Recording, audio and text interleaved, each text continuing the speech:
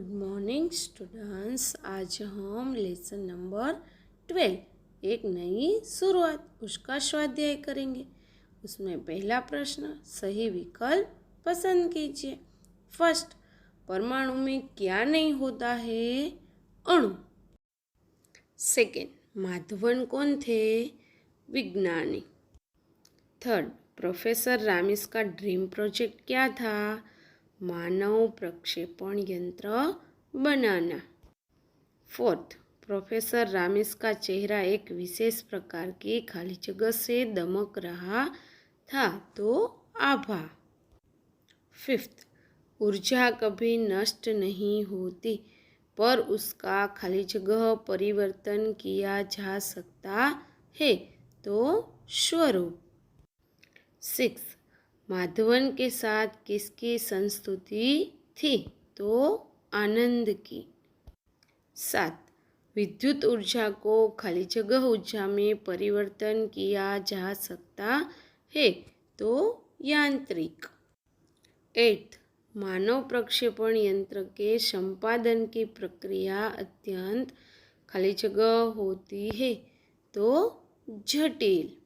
9, professor Ramis ने अपना dream project का प्रयोग छोड़ देने का निर्णय किया, क्योंकि यह काम मानव प्रक्षेपण यंत्र प्रोजेक्ट के प्रयोग से कहीं अधिक जरूरी है। 10, एक नई शुरुआत के दो वैज्ञानिकों के नाम, तो प्रोफेसर रामिस और प्रोफेसर माधवन। 11, ऊर्जा की विशेषता यह है कि इसे हम उत्पन्न नहीं कर सकते। 12, प्रोफेसर रामिस कहते हैं कि अभी तो उन्हें अपना काम शुरू करना है और देश के लाखों लोगों को कुपोषण से बचाना है। क्वेश्चन सेकेंड, निम्नलिखित प्रश्नों के एक एक वाक्य में उत्तर लिखें। उसमें फर्स्ट, एक नई शुरुआत के दोनों वैज्ञानिकों के नाम दीजिए। आंसर, एक नई शुरुआत के दोनों वैज्ञानिकों के नाम है प्रोफेसर रामिस और प्रोफेसर माधवन। सेकेंड, मानव प्रक्षेपण यंत्र किसे कहते हैं? आंसर, जिस यंत्र के द्वारा किसी व्यक्ति को एक स्थान से दूसरे स्थान को भेजा जाए उसे मानव प्रक्षेपण यंत्र कहते हैं। थर्ड, प्रोफेसर माधवन को पसीना क्यों आ गया?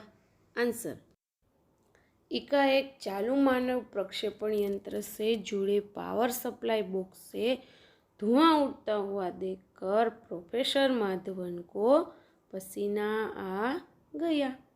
क्वेश्चन थर्ड, निम्नलिखित प्रश्नों के 2-3 वाक्य में उत्तर लिखिए। फर्स्ट, प्रोफेसर रामिस के प्रयोग का उद्देश्य स्पष्ट कीजिए। आंसर, विज्ञान के सिद्धांत के अनुसार किसी वस्तु को उसके मूल तत्वों में विभक्त किया जा सकता है और उसे तरंगों के द्वारा किसी अन्य स्थान पर भेजा और उन तत्वों को जोड़कर वापस पाया जा सकता है। प्रोफेसर रामिस के प्रयोग का उद्देश्य इसी सिद्धांत के अनुसार मानव शरीर को तरंगों के द्वारा एक स्थान से दूसरे स्थान पर भेजना है। सेकेंड, परमाणु विघटन और संगठन के बारे में बताइए। आंसर, परमाणु का विघटन उसमें मौजूद इलेक्ट्रॉन, प्रोटॉन और न्यूट्रॉन को उससे अलग करके किया जा सकता है। परमाणु का संगठन उसमें स्थित इलेक्ट्रॉन, प्रोटॉन और न्यूट्रॉन के समावेश से होता है। थर्ड, अणु तथा परमाणु किसे कहते हैं? आंसर, किसी वस्तु के छोटे से छोटे अंश या कण को अणु कहते हैं। परमाणु किसी पदार्थ का सबसे छोटा वह अंश होता है जिसके और टुकड़े न हो सके। अणु की रचना परमाणु से ही होती है तथा परमाणु को आकार मिलता है। उसके अपने भीतर मौजूद इलेक्ट्रॉन, प्रोटॉन और न्यूट्रॉन के कारण।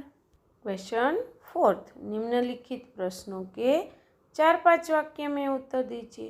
इसमें फर्स्ट, ऊर्जा के बारे में संक्षेप में बताइए। आंसर, ऊर्जा का अर्थ है कार्य करने की क्षमता। ऊर्जा कई प्रकार की होती है। ऊर्जा की विशेषता यह है कि इसे हम उत्पन्न नहीं कर सकते।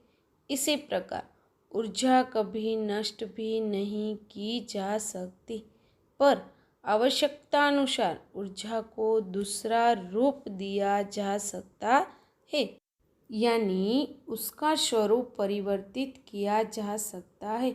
जैसे विद्युत ऊर्जा को आणविक ऊर्जा में परिवर्तन किया जा सकता है और आणविक ऊर्जा को विद्युत ऊर्जा में परिवर्तित किया जा सकता है।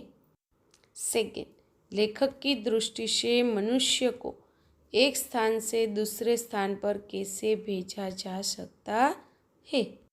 विज्ञान के सिद्धांत के अनुसार किसी भी वस्तु को उसके मूल तत्वों में तोड़ा और उन मूल तत्वों को आपस में जोड़कर उसके मूल स्वरूप में प्राप्त किया जा सकता है। लेखक की दृष्टि से मानव शरीर भी विभिन्न प्रकार के तत्वों से मिलकर बना है।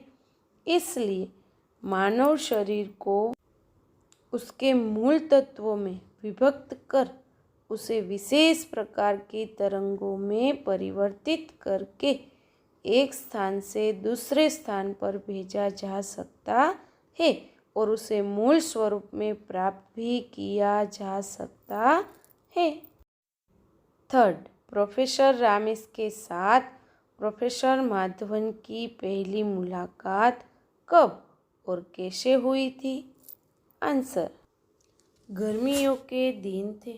प्रोफेसर माधवन प्रोफेसर रामेश के जिगरी दोस्त आनंद मेहता का सिफारिश पत्र लेकर पहली बार प्रोफेसर रामेश की लैब में उनसे मिलने आए थे। तब प्रोफेसर रामेश अपने कंप्यूटर पर झुके हुए थे।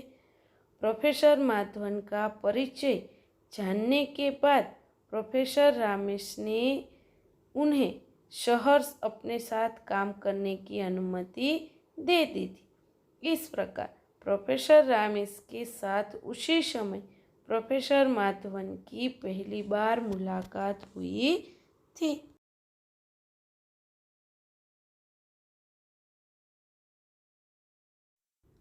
फोर्थ, मानव प्रक्षेपण प्रयोग से संबंधित जानकारी दीजिए। आंसर, मानव प्रक्षेपण प्रयोग प्रोफेसर रामेश का महत्वाकांक्षी प्रोजेक्ट था। यह प्रोजेक्ट विज्ञान के इस सिद्धांत पर आधारित था कि किसी वस्तु को उसके मूल तत्वों में तोड़ा जा सकता है और उन्हें विशेष प्रकार की तरंगों में परिवर्तित कर एक स्थान से दूसरे स्थान पर भेजा जा सकता है।